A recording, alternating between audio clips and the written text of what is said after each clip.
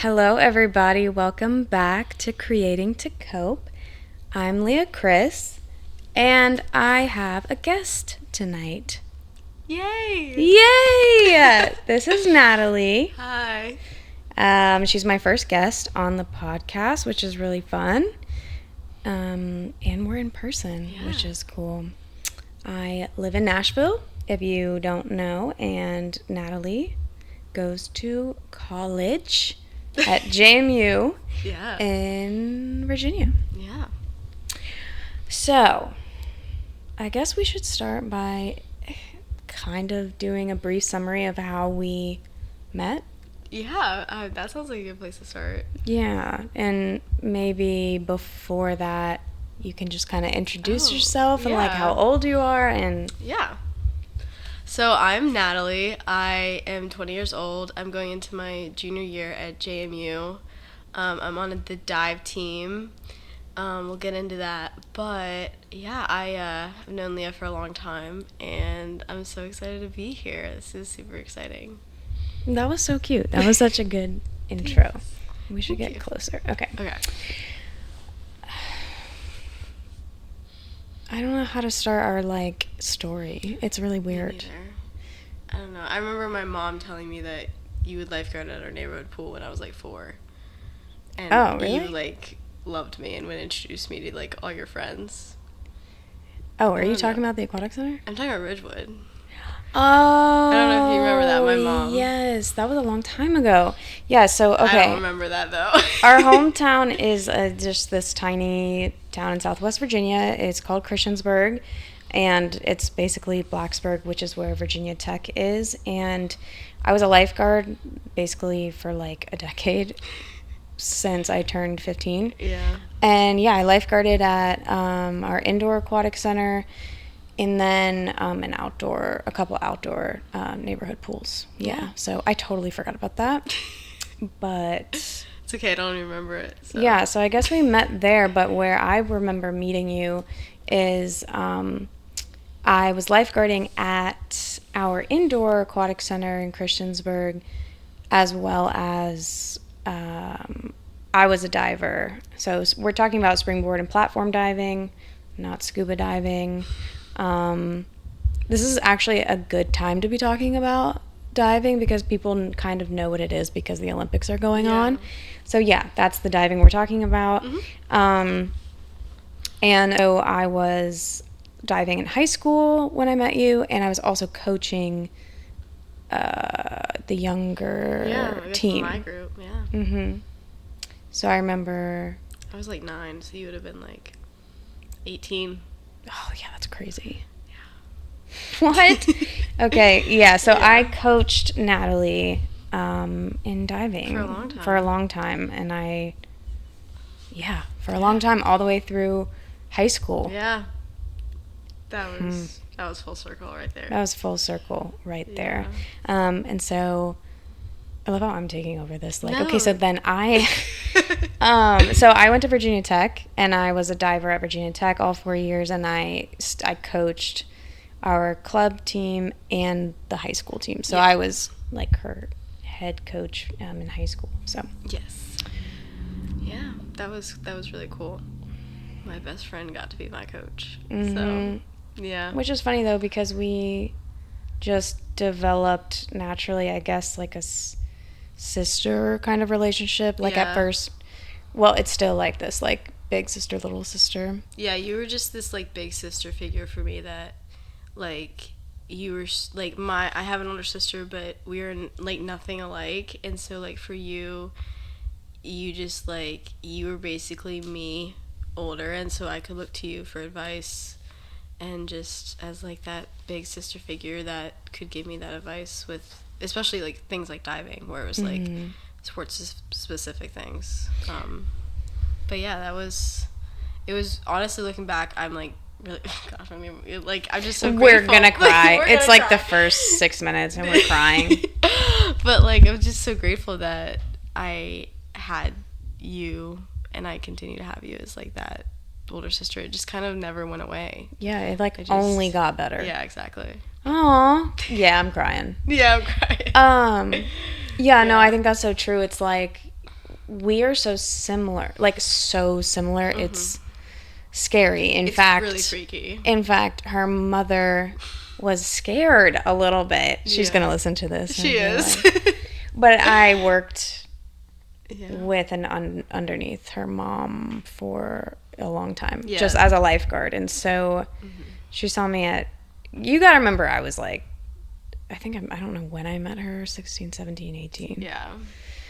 So, anyways, but I think, like, Natalie and I were so similar that it was just, it freaked her out. It did freak her out. Yeah. I mean, yeah, because I was wild in. I was, like, 18. Yeah. Like, obviously, you were a child. But anyways, but I grew on her. Yeah, definitely. Especially as we've both gotten older, I think that fear kind of has slipped away, and now I think now she's gotten to the point where she's just grateful that I have you too, Mm-hmm. Yeah. So. Yeah, for sure. And I'm grateful that she's grateful. And that she lets you drive to Nashville.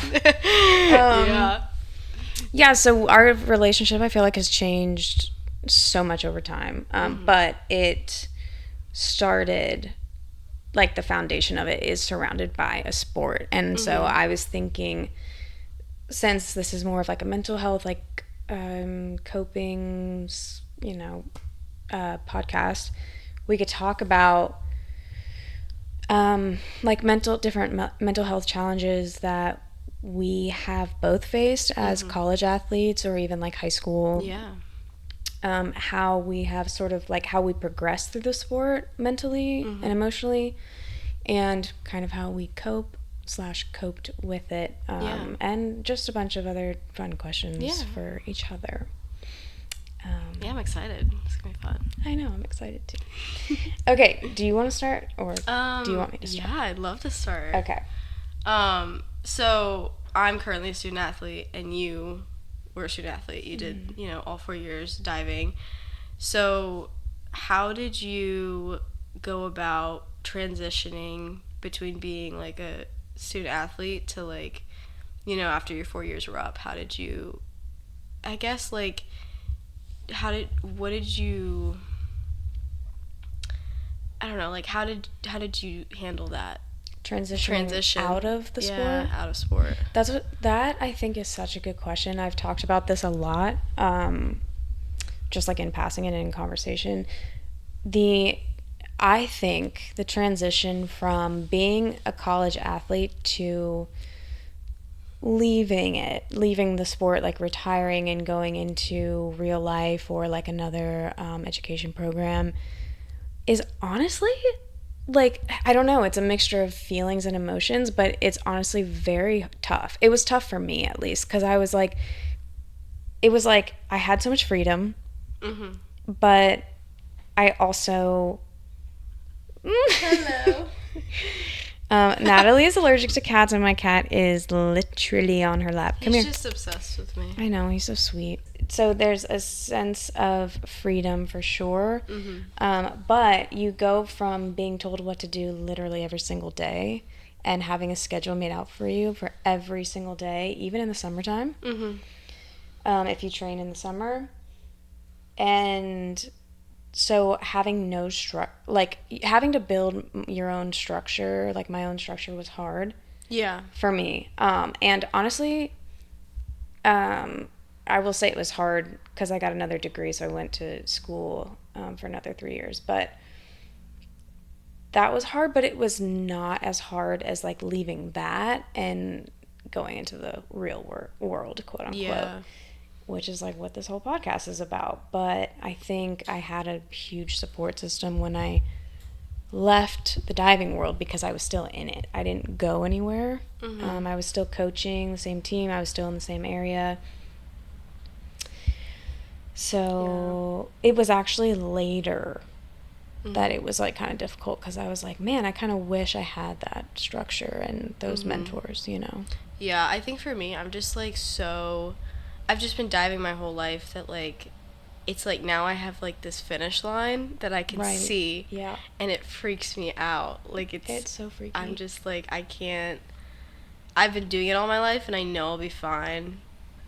not doing it anymore, but it's just like it's a transition, and change is so hard. Well, and the transition, I think, is hard. It's scary. Mm-hmm.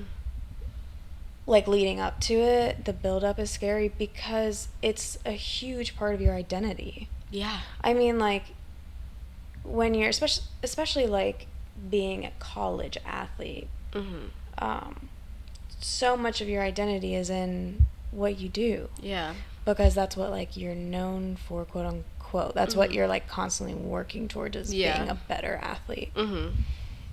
So that's hard because it's like you're gonna shed off a some whole of your skin. identity. Yeah.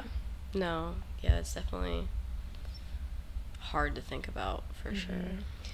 And it's interesting, the different places that we're at in life where I can, like, kind of, like, go back in time and remember what I was feeling. Although that's hard to remember.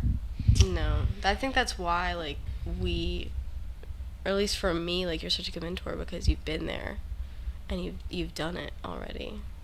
Yeah, not very well, but Not very well. yeah, I appreciate that. I'm dead. Yeah. Okay, I'm gonna ask a question. Okay. That was a really good question. Thank you. I love that. What inspired you to start your athletic journey in diving, and how did you end up in your sport? Okay, so funny story.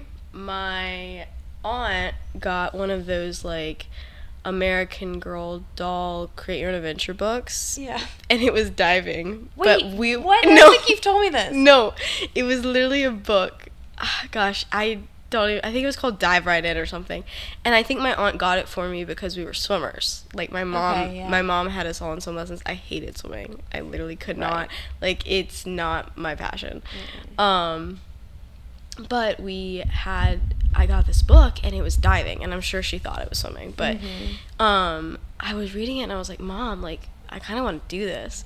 And it was so crazy. And because she worked at the pool, and she knew Ron, and she was like, okay, well, like, which we'll get into. Fun fact, you literally live 5 minutes away from a club that, like, there's no other clubs in Southwest Virginia, so, like, I was really lucky with that.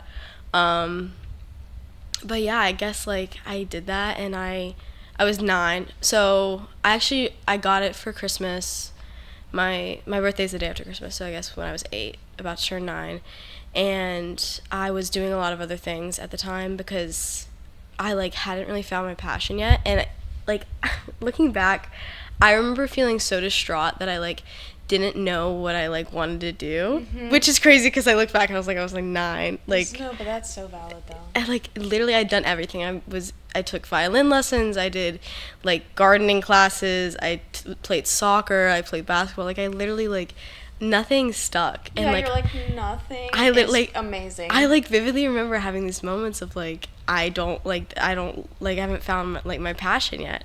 And so it's crazy to think that, like, I was, like, 9 and still feeling, like, this distress, but, I guess younger than 9, but, so my mom was like, you have to wait until the summer when you're not doing as much. So I started in June of 2013, and, which is crazy, and, yeah, she, like, got me connected to the club, and I guess it kind of just, I never stopped, you know? I just kept going. Yeah, you never looked back. Genuinely, I coached for a long time, actually. I don't know. At least 7 years. 7 years. Well, a long time for, like, whatever, a kid, I guess, coaching. But, to this day, I've never coached anybody, like, any kid who was that passionate about diving. Like, truly, she would just, I'm picturing it now, she would just, like, walk into the pool, and just, I mean, like power walk. Like she would just be power walking, like just ready, like so ready to start. Yeah. She would get there early. Yeah, I get there 30. I literally get there 30 minutes early. Yeah, I mean your mom worked there, but like you would get dropped off. I was early. on my dad though. I was like, Dad, we have to leave at 4:55 and practice started at 5:30. Yeah. I live 5 minutes away. Like, yeah. Yeah, I've never, and I like loved you day one. I was like, this is my girl because you were just so cute. Oh my gosh. But, yeah, you mentioned Ron. Mm-hmm. And so Ron is my dad, and he just retired. He was a diving coach for, I don't know, like 30 years almost. And so he was my diving coach, and he was the head diving coach at Virginia Tech. So then I was his athlete in college, and he also coached Natalie with, like, I coached Natalie with him. Mm-hmm. But I think, correct me if I'm wrong, I think I worked a lot with you when you were, like, beginner. I could be wrong. I feel like... Because I worked a lot with you in high school. But. Yeah, I think... I remember at the beginning, it was, like, towards the end of Tina coaching. So when your mom was coaching, like, I think towards the end of that, because she stepped back from the club, like, I think that was when I came on. And then I think when she left, that's when you and Ryan and Ronnie started to coach a little bit more. Yeah, that's true. I forgot about that. But I remember, like, I think middle school, high school years was a lot of it. Yeah. So I think, like, once Tina stepped back. But, yeah. Perfect. Yeah, a lot of my life. A lot of it. A lot of it. Yep. Yeah. Okay, what's your next question? My next question.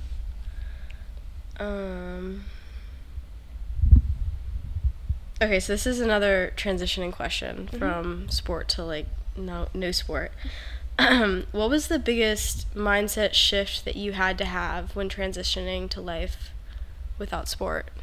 The biggest mindset shift that I had to figure out, navigate, was honestly, like, how do I exercise was one of them. Like, genuinely, because I had a list of exercises to do every day. I had coaches and training coaches telling me what to do. So that was weird because I, obviously love being active and exercising, but I was like, what do I even like doing? But then also the mindset shift was really, one of the biggest ones was really like, once I got into the real world where I wasn't in a bathing suit every single day, and I mean, it's not just like body image, but it's like I wasn't in a bathing suit every day, like my hair wasn't soaked with chlorine every day, I could like wear makeup. I think the transition from, okay, so this is hard to describe, but it's like going back to being a normal person is just so weird because I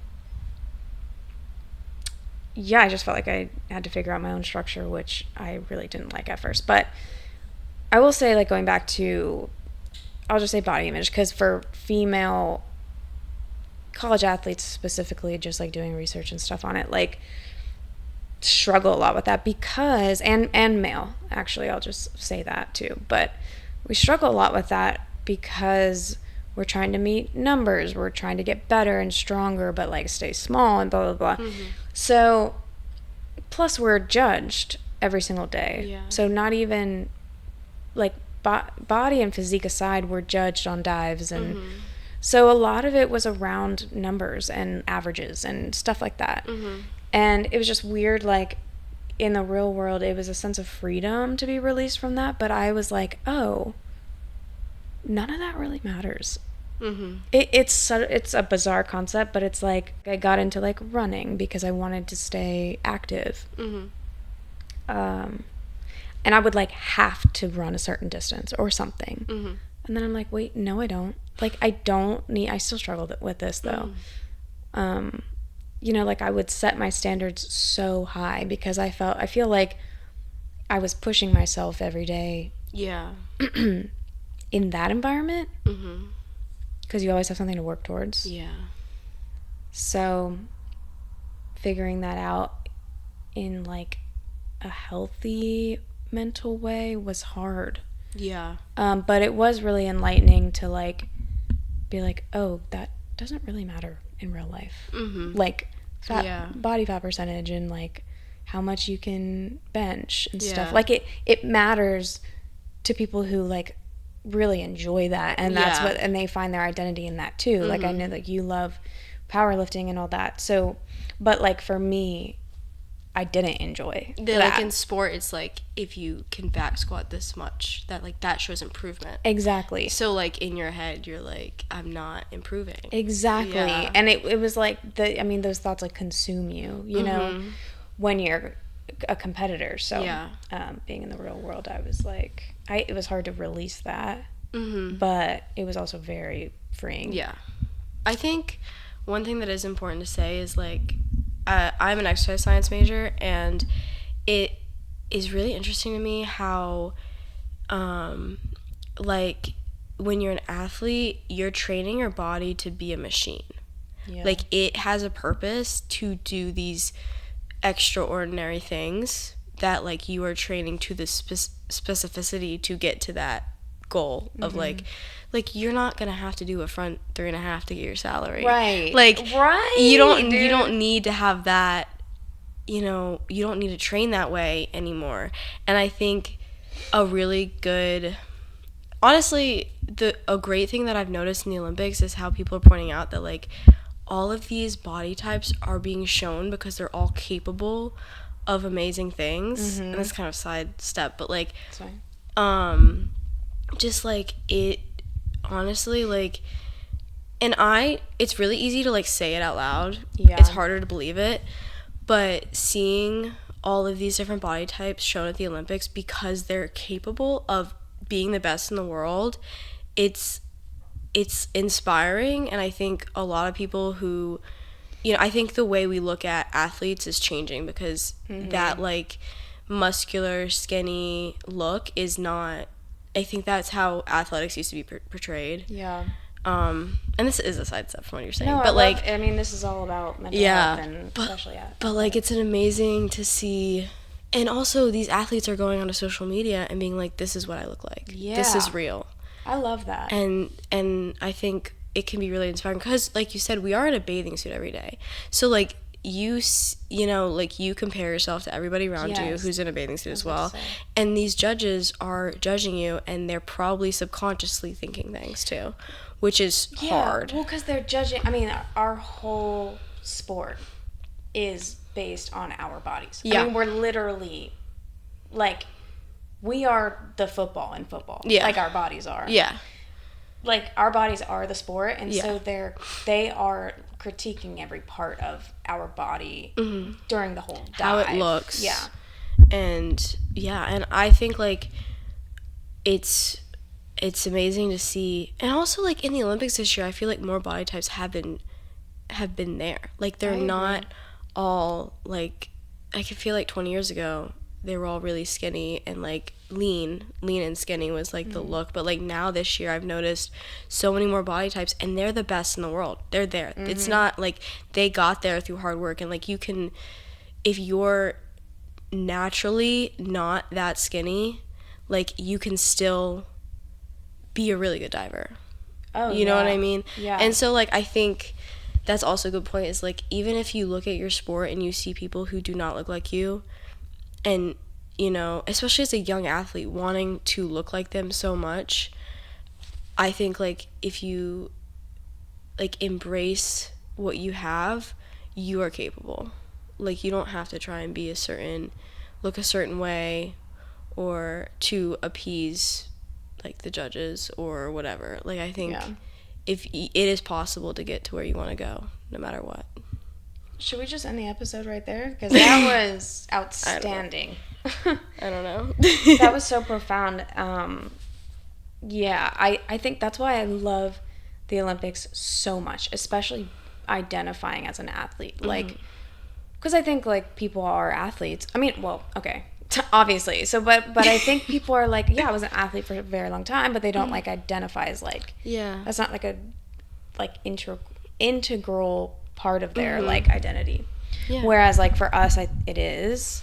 And that's what I love about the Olympics, because all these kids are looking up to these people, and it's, and like now I think specifically with, okay, so like our women's gymnastics team. Yeah. I mean, predominantly Black too. Also, like, it's Seeing just things yourself. like that. Yeah. The representation of and how things are, and honestly, social media, people can say it's toxic. It can be toxic, but I think these athletes showing themselves on social media is really inspiring to children and kids. Or other athletes who have grown up thinking a specific way or being forced that in their sport, and then seeing someone in their sport who is the best in the world show their body type and be like, this is what I look like up close, and like, this is, and I can do all these things, amazing things with it. And it's so hard to, like, it's one of those things that for me personally, especially as I've gone to college and I've gotten older, it's really easy to preach it and be like, you know, love yourself, whatever. It's really hard to change your mindset, especially as you get older and your body starts changing. Like, it's totally natural. But to shift your mindset and being like, all of me helps me do this. Yeah. Even the parts I don't like. Yes. Dude. And so it is hard to absorb and like take in and believe, but like all of you helps you do what you do. So I don't know, I try and remind myself that, and you know, it's hard though. That's amazing. And it, like, to your point, I reflect on it a lot, because I feel so far. I feel like that was a past life. Like, it was like a decade ago. Okay, relax. Sorry. I mean, I'm just saying. No, I know. No, it's crazy. But where was I even going with that? It was a past life. Oh, I was gonna say, like, reflecting on it. My junior year was my strongest year, and I was also like I was so physique wise, I was my smallest and leanest my senior year.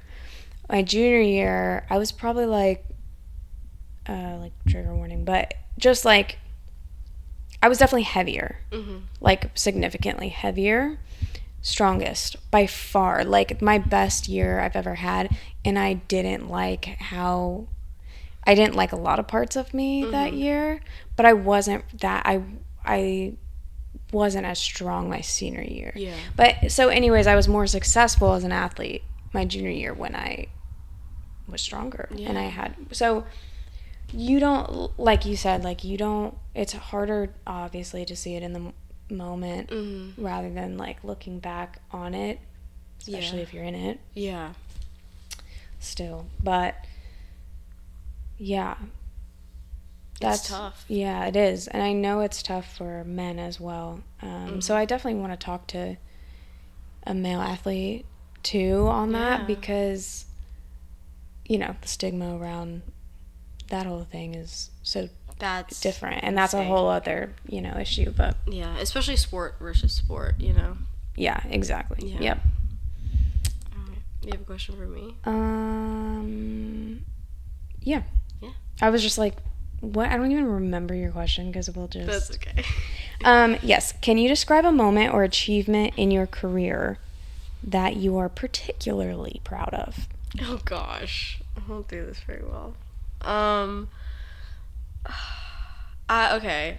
I guess I'll say this. So, my freshman year, I was going into college, and I had just come off a bit of a dip in my career as an athlete. I wasn't as passionate as I used to be, like you were saying, or as I am now, but I was excited for the new collegiate environment.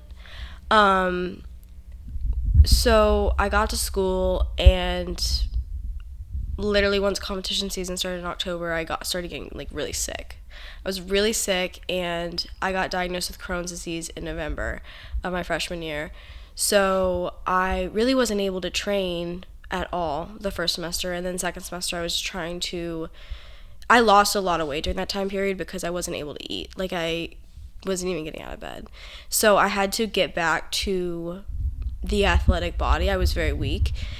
So I spent my spring semester of my freshman year getting back to that. And I think my proudest moment was just my sophomore season as a whole, because I came back from like a time in my life where I had never been that sick in my life. Mm-hmm. So that was crazy. And so coming back from that whole experience, and also I really fell in love with the sport again my sophomore year. And that has honestly been such a journey, and I'm so grateful that I'm now in a place where I can train and be healthy.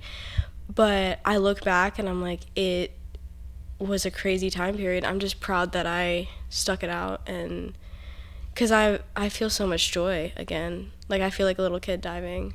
Yeah. Which I hadn't felt in a long time. I've noticed that about you for sure. Yeah. Like, just that passion and excitement, like when you were 9 years old and 10 years old. Truly. I mean, we talk every day, pretty much. And it's been so amazing seeing that. And like another similarity that we have is that I also had that dip my senior year of high school where I was like, you know how that can't goes. Do this. Yeah. I can't do like this is a lot, you know. Yeah. Just that burnout. But yeah, I'm so proud of you for your freshman year, getting through your freshman year. First of all, that had to have been, I mean, I know that was so hard. So hard. So I'm so proud of you for how you came out of that and your mindset during that, because again, we talked all the time. Mm-hmm. Just your mindset, like trying to keep yourself positive and like, oh, but I am, now that I saw this doctor, I'm excited about this. And it's like you're going through literal hell.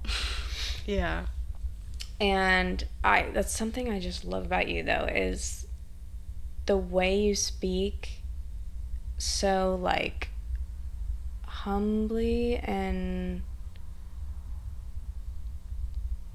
I don't know, like, you really are, like, so positive and well-spoken, and, like, see the good. You try to, even in, like, your most painful and, like, emotional moments, I think that you are just like, you have grown into somebody who is such a leader in that way.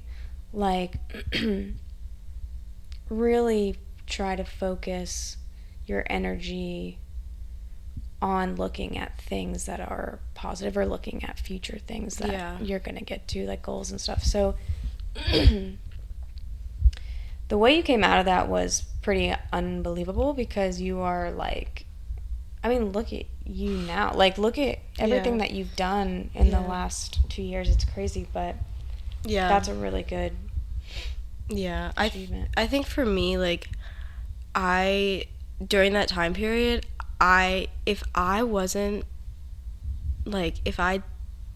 positive or didn't have a positive mindset, like, I don't know how I would have gotten out of it. Because it was, looking back, I think I had this, like, wall up of, like, it's not as bad as it really is. But, like, looking back, it looks a lot worse in hindsight, which is scary. But, like, if I hadn't been that positive, like, I would have just crumbled. Like, I kind of had to, you know? Like, you really didn't have a choice. Yeah, but I think I've always been like that, though, like, trying to find some sort of positive to it. Like, it's hard sometimes, but it's like, that's how I've kind of found out, like, it's, for me, it's how I, like, survive when shit hits the fan, you know? Yeah, so. And it's like, and for those who don't know, which is probably like all of my 11 listeners, but you have so many food allergies, so you had to go through a lot of allergic reactions growing up that were literally deadly. So I think, like, just from a young age, like, just things like that, being sick a lot of the time, I would imagine, when you're trying to figure all that out, is like, it started from a young age where you were like, you know, because, like, I could say when I was, like, little, I just, like, you know, I was so innocent to, like, pain and stuff like that. I was just like, I'm invincible, you know? A lot of kids are, which is so wonderful. But I think, you know, you were figuring things out and figuring out what your body was doing and not doing. Yeah. So it's almost like, you know, you had that, I'm sure you that had training. And those moments when, like, the doctor gave you an answer and you were like, oh, now I can avoid eggs. Yeah. No eggs for me. You know, and it's like, maybe I'll feel better. So, yeah. Yeah. Yeah, I think that's an amazing achievement. Yeah. To be honest. All right, give me a question, girl. I got you. Okay. So, I turned 20 this year, and everybody on the internet is like, the 20s is blank. Like, the best years of your life, the worst years of your life, all these things. Wait, so you turned... I turned 20 in this. I turned. Yeah, she turned. I turned. So not this year, last year. She's yeah. going to be 21 this December. Yes, but I turned 20. Clarifying. Continue. So I entered this decade that is infamous. So what is your best advice for someone entering this decade of the 20s? I want to say, like, I am the wrong person to ask, but to be honest, I feel like I am the right person to ask because it's been, like, chaos for me. Yeah. Not like woe is me. It's just, like, literally nothing has really stood still until right now to this, like, phase of my life. So I feel like I have some, like, what's the word? Wisdom on what could have helped me a little bit. But, okay, what was the question? My best advice entering your 20s? Yeah, for someone entering the 20s. Okay, the first thing I want to say is having fun is actually so important. So allowing yourself to have fun and not feel guilty about it, responsibly, of course, especially as an athlete, but just like I will tell you that your body's changing now, but your body will change. Like, for me, when I hit, like, 26, I could not do the things that I could do, like, that I took for granted. So, for example, like, just physically, I couldn't run off of 3 hours of sleep. Yeah. And it just, like, starts to hurt. Like, not that that's going to happen to you. Yeah. But, like, no, take advantage of right now, because this is prime time.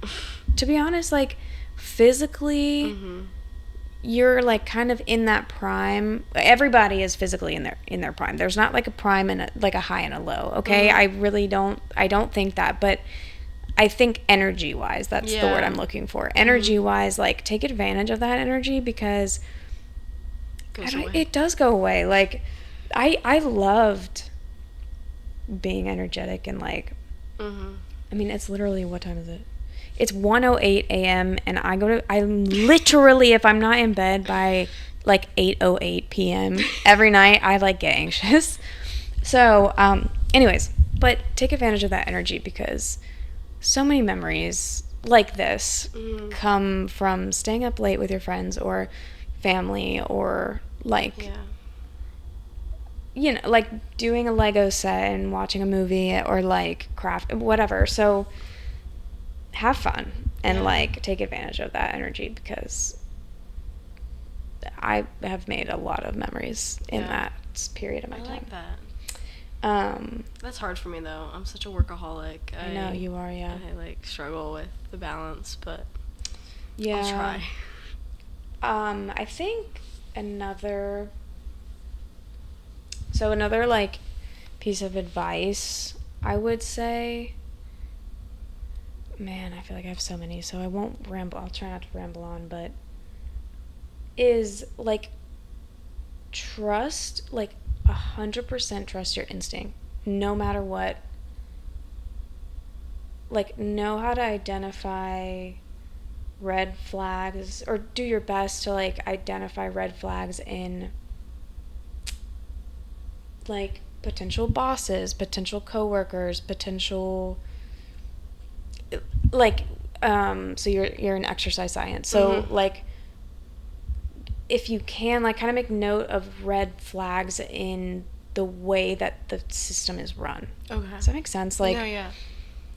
Like, personality traits that really aren't, like, healthy to be around all the time, because you want to be able to recognize those, especially in a boss or, like, a work environment. Okay. Because when you are in, like, a working professional, your job is so much of your life, unfortunately. Yeah. But trust your instinct. Like, in literally everything you do, walking down the street, trust your instinct. Like, but no, always act on your gut. Like, I've become very comfortable these days, even if I feel like I'm irrational about something, like a fear, or like, I don't know, somebody like following me, or like,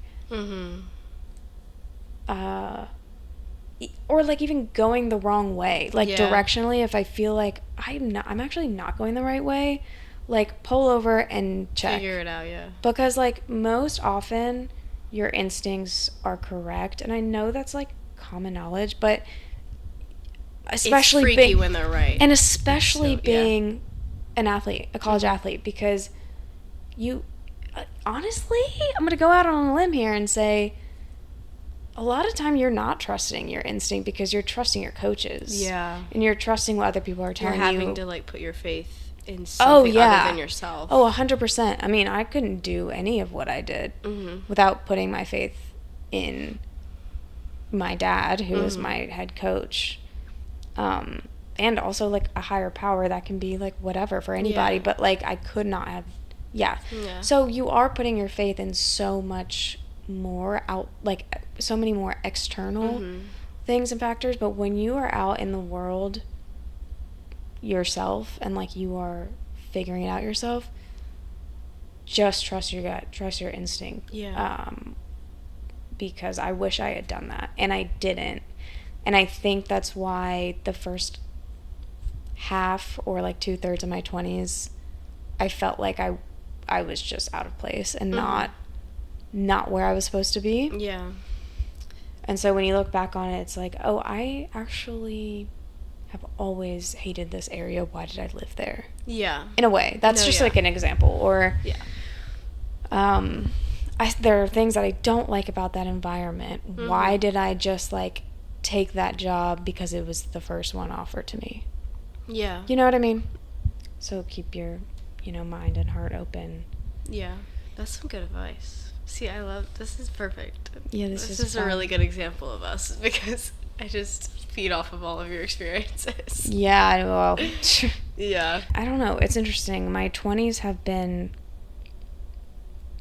so up and down.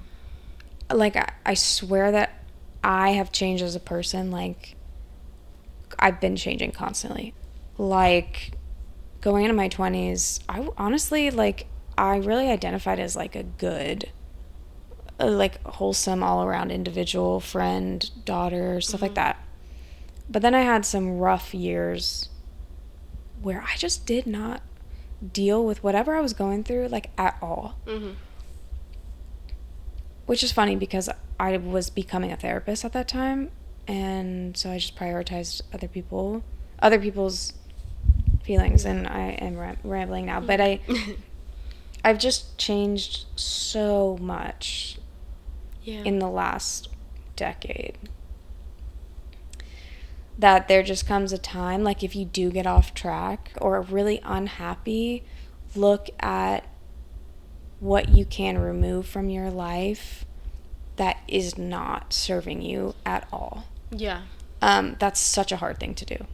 Like, such a hard thing. It could be people, or, like, a certain setting. It could be, I don't know. It could be, like, an apartment complex, or, like, or something that you're, like, using to cope that you don't feel is healthy. But just Yeah. always try to be self-aware of those things, because like, kind of like I said with the whole energy thing, like you're not going to be 20. No. Yeah. And I think like you can get away with like pulling all-nighters, and you can get away with like heavily drinking alcohol and then going to class the next day. Yeah. Like physically, not that Yeah. you do that, not that we did that, but like honestly, technically you could. Yeah, people are able to. Yeah, like more so than you are at this age, for sure. So just know that there are going to be changes and like decisions that you're going to have to make to like help yourself, and they're going to be hard to like figure out, identify. To let go of that energy. Yeah, definitely, yeah. Yeah. For sure. I was going to ask, what, if you want to share, you don't have to, but what are some of the biggest mental health challenges you face as a college or student athlete, and how do you currently in it kind of work through them and like cope with them? Oh, that is such a good question. Honestly, being a student athlete has almost helped. This is weird because a lot of people, get to college and they start their sport and they go through a lot of mental health issues because of how intense it is. And just the transition, and especially if you're really struggling with burnout, it could be hell. Like, you spend 20 plus hours a week doing one thing and you don't want to do it. Like, it's hard. But for me, I am someone who really like thrives off of a schedule. And so when just like being in season, I like really thrive. It's when I'm not in season and we're in off season where I feel my mental health decline. And like, because all of a sudden I have to make my own schedule, or when you're in season, you're like, okay, I have 2 hours to do my homework. I have to do my homework. Yeah. But like when you're in off season, you're procrastinating, and then you feel like shit for procrastinating, and all of these things that just build up. You don't have blocked out time. Yeah, you have more time than normal, so you don't know how to block it out. Sorry for interrupting. No, you're good. I think like a lot of people don't understand that genuinely our lives are blocked out. Yeah. Like, as in, like, before we even get our class schedule, we have our training schedule.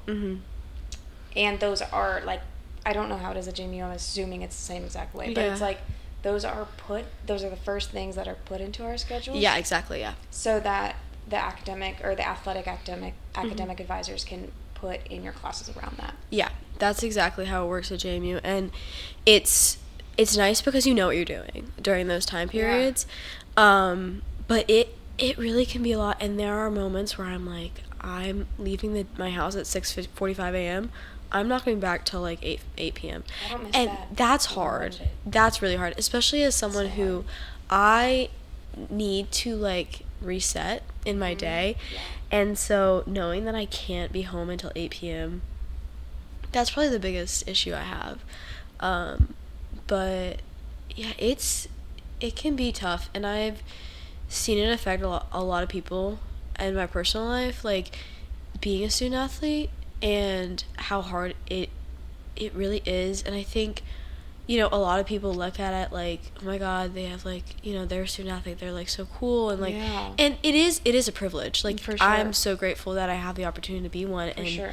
And you do have a lot of resources, but I've seen it take a toll on people, and it can be hard. And I still have a couple years left. Like, it could, it really honestly depends how your relationship with the sport is at that time. Yeah. And we all know that's flexible. That changes all the time. Yeah, it's a roller coaster. It really is. So, I don't know. It's hard, but if you are someone who is struggling with, your mental health, whether you're in sport or not, I know JMU has resources for students, and I feel like most colleges do. Like, reach out, and there might be a counseling center or a liaison that can connect you with people. Like, it's really important that if you're struggling, it's the hardest thing to do though, because I've been there where like I've had like a lot of like I've been through struggles, and like that's when you really don't want to get help. Like you kind of wait until you get through the worst of it. Yeah, because and then like, you get help. Because it's natural. Mm-hmm. Yeah. For an individual, like, to suppress that stuff because they're already dealing with it. They don't want to like reopen it and hash it out. It's like, well, I've made it this far. Yeah. Why do I need to get somebody else involved? I have a therapist, and honestly, I'm okay mentally right now, but I know that like I have someone who I can rely on when things go downhill, because it is so hard when you're in the bottom of it to be like, here's my life story, you know? Like it's nice to if you're able to have a therapist, and then so when shit does hit the fan, because it will, and it does often, and even if that's not professional, if it's, you know, a close friend or a family member, just talking honestly. That I am also so I'm a double major. I'm psychology and exercise science, and almost all my psych classes we talk about how this isn't obviously the thing that fixes the issues, but a big thing that helps people in general is just speaking things. Once you speak it, there's something therapeutic about talking to somebody else, even if they don't even know anything about psychology or like how to help you. Just somebody being there. So if you have one person in your life who you can reach out to, do it, because it will help 100%. Yeah, and I think to add to that, you not only have someone to confide in, but you have an advocate too. So if we're talking about like student athletes, you have an advocate, because when things like when shit hits the fan, oftentimes what do? We shut down. Shut down. So having an advocate who can step forward too, that you trust, is huge. Like I remember in the athletic department at Virginia Tech, I saw a sports psychologist. Well, I saw a couple. I saw one, and then it just wasn't clicking, and then I saw another one. He was like a temporary one. Loved her. And she was like my first therapist, but she advocated for me 100%. You know, she, like, for example, would just like help me go get more help in the athletic department. They connect you with people. And because it's hard to talk about that stuff anyways, so you can like have them come with you to meet some meetings, maybe like a meeting with your coach that you need to have, or you need to talk about this stuff with your coach and let them know what's going on. You know, you can have an advocate with you that'll make it a little bit easier. So definitely use those resources for sure. Especially if you have like, you know, as a student athlete, you are, like, you're basically, like, providing a service to the university. And so, you know, if your coach is using you as, you know, not looking at you as a human, which I hope they're not, but, like, not doing that. But if that is the situation, it can change the game if there's somebody in there who is, like, you can't treat them like this. Yes. Because it's so hard as a 20-year-old to look at your, you know, coach and be like, you need to treat me like a human, you know? Having a third party, like an outside third party, like observer is huge for sure. And it holds people accountable, unfortunately, if that's what it takes. And know that you can do that. I think that's the thing, is like, not a lot of people think that they can or they should, because nobody's doing it. But it's allowed. Just have people in your corner. And if that's a coach too, have that coach in your corner. You know, like, they're gonna be different, or teacher, have them in your corner. Like any person who can, you know, is there for you. You know, for sure. Let's do one more. Okay. Then we gotta wrap it up. Okay. So you created this podcast for like creating to cope, you know, and go your sobriety journey. So my question is, what changed the most when you decided to go sober? I just got goosebumps. Oh gosh, what changed the most? Good or bad or both. You can do both if you want. Yeah. Well, a lot of things changed. Like, kind of like almost everything. Not really, but I mean, like, yeah, before, like, I had to stop drinking, I felt like, for me personally, because it took way too much of my time, and I was suffering, to be honest, with that specific substance. So I'll talk about, like, the negative changes that I've experienced in a little bit over a year have been social anxiety, but to the point where it's like panic. Yeah. So like big crowds and stimulation, things that you literally do not realize affect you so deeply and negatively because it's lubricated by alcohol. Concerts, like, I love concerts more than anything. I love music. I love live music more than anything. That has been like one of the biggest struggles actually in sobriety is concerts, because being in a huge crowd around people and being around people who I'm not like profiling at all, like I will know that they're like super drunk or on drugs, gives me so much anxiety because I feel like,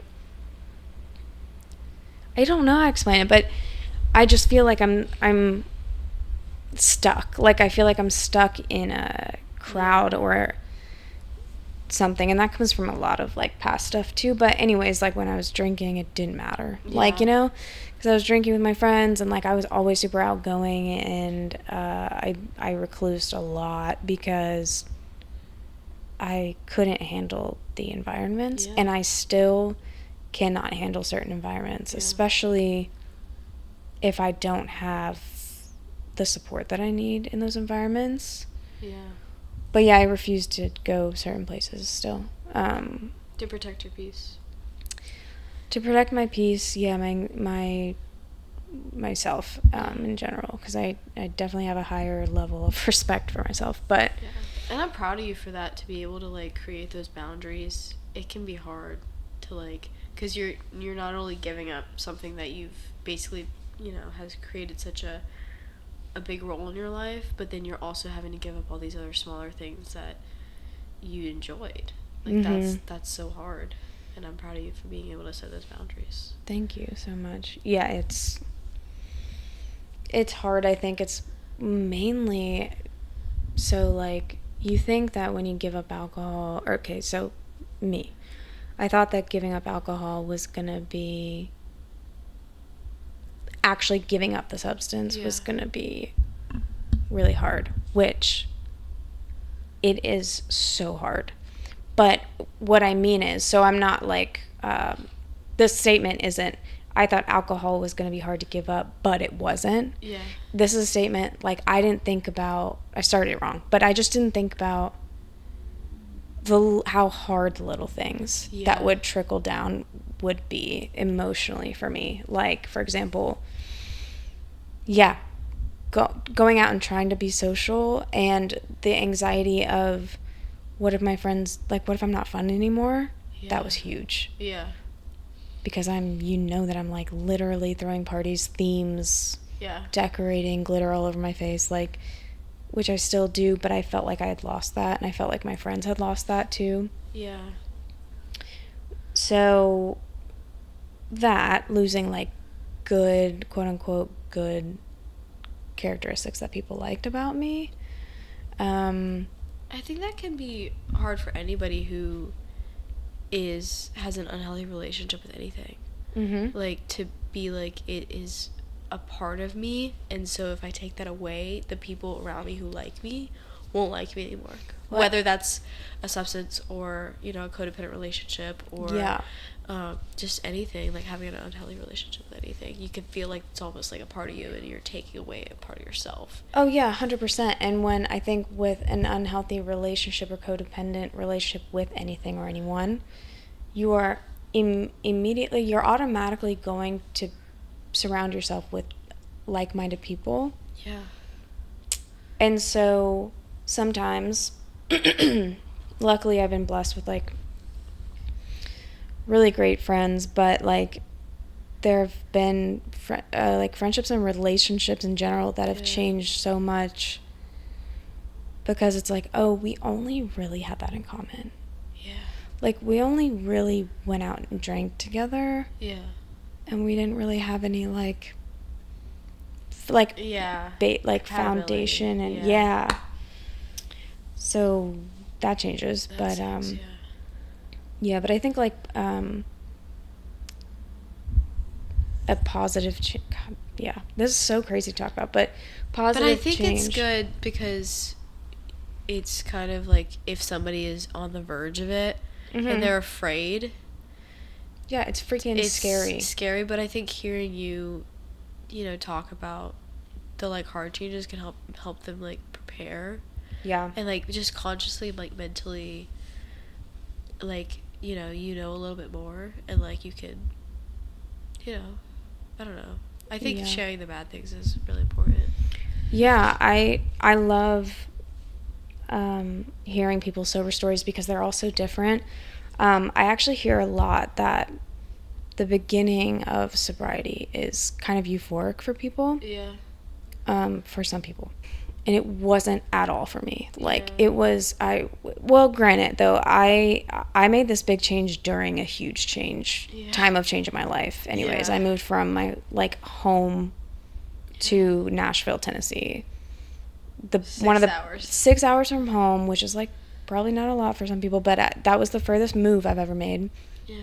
From home, my friends, my family, my people. And socializing, I mean, this is one of the biggest drinking cities in the United States. Yeah. So, party cities, I mean. And so socializing is, like, part of meeting people is going out and socializing, and there's always alcohol. Yeah. So that was really hard, and I felt really out of place. So there's a lot of factors in that, but yeah, I didn't feel euphoric, like, pretty much at all. But I did, crazy enough, so I just hit my 1 year in July. Yeah. I have felt euphoric since then. They call it the pink cloud syndrome or effect, where in the beginning of sobriety, a lot of people feel like they make it 2 weeks or 3 weeks. They're like, I feel amazing. Yeah. I gave up alcohol for 90 days in 2022 into 2023. I literally felt amazing. I felt like I was riding a high. Yeah. After that, like, first week, that was really hard. But this time, it was so emotional. I was really sad a lot of the time. Really sad a lot of the time because I was just not, I just feel like everything was changing. Yeah. My career was changing, my friends, like, finding myself outside of, like, just shedding all of the negative, trying to shed all the negative parts of myself and becoming a better person. Has just been a really lonely place, and I feel a lot better. Yeah, lots of changes. I'm looking back at the girl who never thought that I would ever have committed to something like this or have ever, like, gotten better or felt better. It's really extremely rewarding. Yeah. And I could, like, see this change being, like, such a positive effect for you, like, as your friend. And, like, I don't know, I'm just really proud of you because, it's hard. And I've watched you, go through it. And, it would, like, you just decided it and you did it. And you've created a lot of healthy coping habits from it and, like, just grown as a person. And it's inspiring for me to, like, look at you and be like, oh, she did something really difficult and she got through it. This last thing, because this is too long, but there was a time when I thought I was deceiving you, when I was, like, in pretty much the trenches, like, the lowest of the low. And, I mean, you would call me and just be like, I love you so much, like, I want to be like you in this kind of way, and, like, admired me so much. And there was a breaking point, I think in 2021, on the phone where I was like, I'm not a good person. I don't know if you remember this, but I do. Vaguely. Like, I don't remember how I said it, but I was like, I'm really not doing well. And like, I don't want you to think that I am some, like, angel on earth, because I'm, like, I don't even know who I am anymore. Yeah. And I'll just, like, never forget how loving and accepting and supportive you were. You said something like, the fact that you are so emotional about this and so passionate about it and, like, so affected by this, and shows how much you care about me and our relationship. And, like, it was so wise. And that was, like, one of those moments where I was like, oh, she's growing up. And, like, but yeah, so it's just like our relationship has changed a lot. So thank you for saying that, because you've seen me through, like, literally so many phases of my life that like, only people like you who are, like, rock solid in my life will see these changes. You know what I mean? And, like, really see me through them. So I really appreciate that, and I'm very proud of you. And thanks for being on the pod. Dude, I'm like, I had so much fun. This was great. This was awesome. This is so long, so if you stayed, thank you so much. And she We're both yappers. So. Right. She will be back on definitely in the future. Yeah. And I'm your biggest fan. I'm your biggest fan. All right, everybody. It is like 2 a.m. So I'll see you next time. Bye.